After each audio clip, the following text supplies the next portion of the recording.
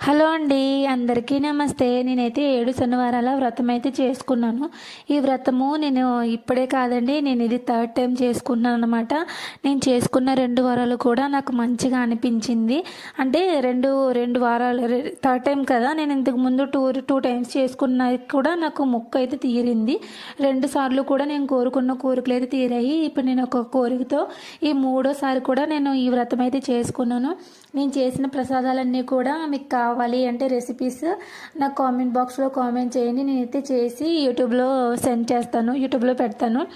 అలాగే పిండి దీపాలు కూడా మనకి విరిగిపోకుండా మంచిగా కాలాలి అనుకుంటే కూడా ఎలా తయారు చేయాలనేది నాకు కామెంట్ చేయండి. నేనైతే పిండి దీపాల రెసిపీ కూడా నేను చేస్తానన్నమాట.